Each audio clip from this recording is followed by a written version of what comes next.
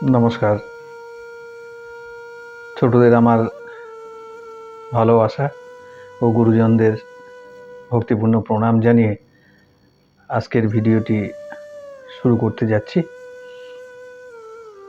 আগের ভিডিওগুলোতে আমরা দেখেছি যে মনকে নিয়ন্ত্রণ করার বিভিন্ন উপায়ের কথা পয়েন্ট ওয়াইজ আমি আলোচনা করেছি। আজকে আরও একটু ভারী বিষয়ে যাব, সেটা হচ্ছে ইন্দ্রিয় নিয়ে, ইন্দ্রিয় সুখ নিয়ে।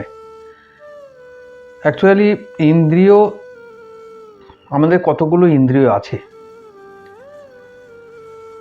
সেই ইন্দ্রিয়গুলি কি কি সেই সম্বন্ধে আমাদের একটু নলেজ হওয়া দরকার। যেমন ইন্দ্রিয়গুলির মধ্যে পড়ে চোখ, নাক, কান, জিহ্বা, ত্বক। মানে এই পাঁচটি মেন ইন্দ্রিয়, যাদেরকে জ্ঞানেন্দ্রিয় বলা হয়। এই পাঁচটি মেন ইন্দ্রিয় যাদেরকে জ্ঞানেন্দ্রিয় বলা হয়। আবার এছাড়াও এই ইন্দ্রিয়র আরও ভাগ আছে। জ্ঞানেন্দ্রিয় ছাড়াও আরও পাঁচটি আছে কর্মেন্দ্রিয়, আরও একটি আছে অন্তরেন্দ্রিয়। তার মানে দাঁড়াচ্ছে মোট আমার 11টা ইন্দ্রিয়। এগুলো কিন্তু গীতার শ্লোক অনুযায়ী আমরা এসব আলোচনায় যাচ্ছি। ভগবান শ্রীকৃষ্ণ অর্জুনকে উপলক্ষ করে আমাদেরকে অ্যাকচুয়ালি শিক্ষা দিচ্ছেন যে কি করে মনকে নিয়ন্ত্রণে আনতে হবে।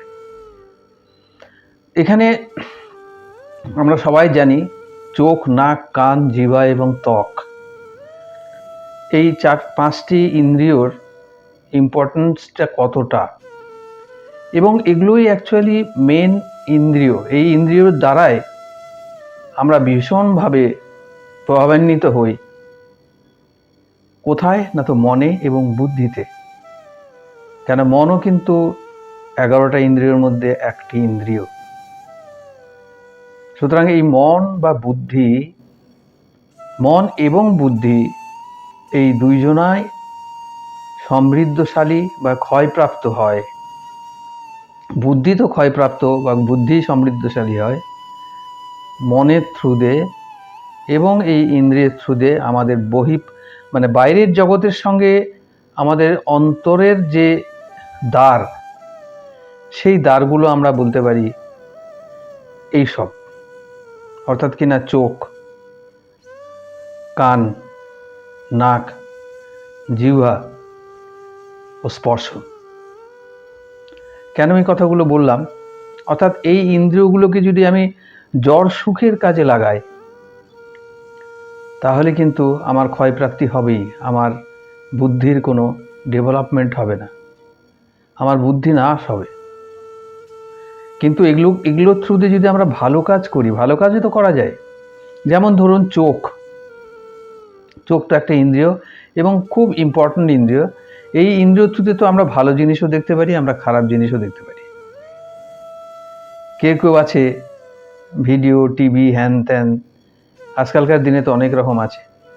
সারাদিনই ভিডিও, টিভি, হোয়াটসঅ্যাপ, ইনস্টাগ্রাম, হ্যান ত্যান নিয়ে বহুত ব্যস্ত, ফেসবুক, এগুলো তারা চোখ দিয়েই করে যাচ্ছে।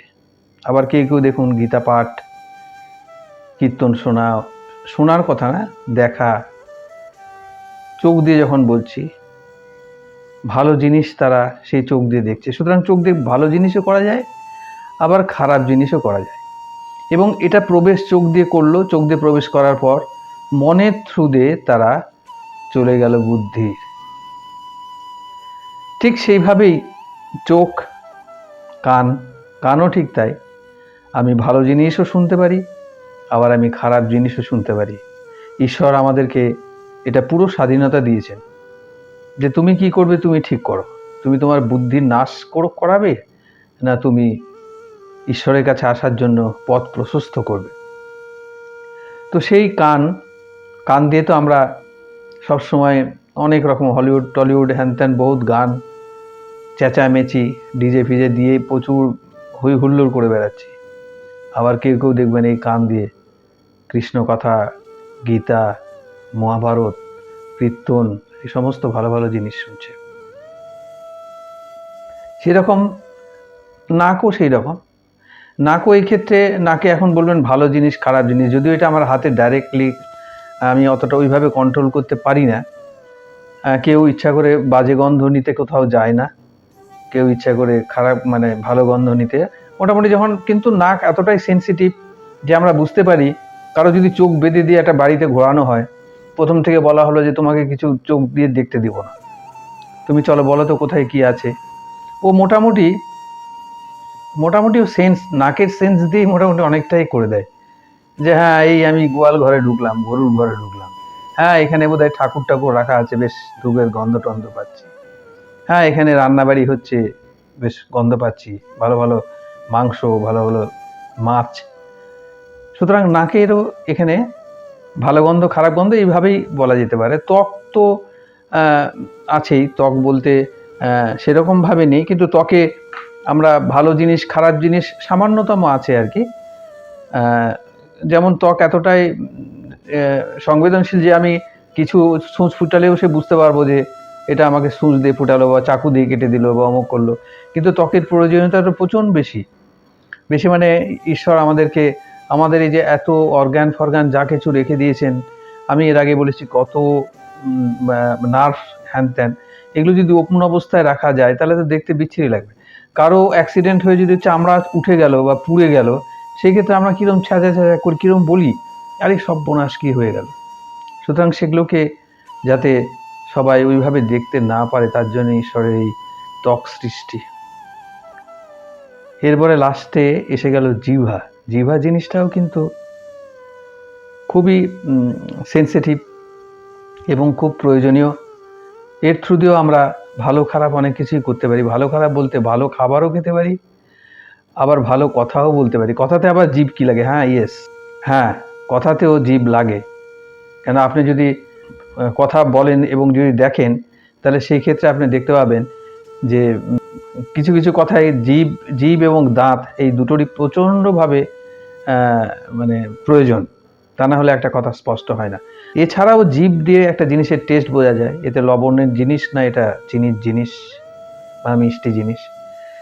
সুতরাং এই জিহ্বা দিয়ে আমরা মনকে কলুষিত করে আমার ব্রেনের অবস্থা ওইখানে প্রেশার ক্রিয়েট করি। সুতরাং তাহলে আমরা দেখতে পেলাম যে এই 5 ইন্দ্রিয়, যেই ইন্দ্রিয়গুলো মেন, যার মধ্যে 5 ছাড়াও আরেকটা ইন্দ্রিয় আছে যেটা মন, সেই ইন্দ্রিয়র থ্রু দিয়ে কিভাবে বুদ্ধি নাশ এবং বুদ্ধিদীপ্ত হয়ে যাচ্ছে একটা মানুষ। সুতরাং আমাদেরকে এই ইন্দ্রিয়দেরকে খুব ভালোভাবে তাদেরকে প্রথম থেকে আদরে রাখতে হবে।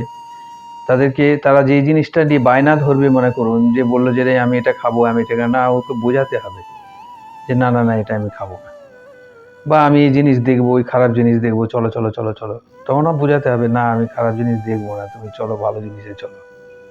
এইরকম আর কি।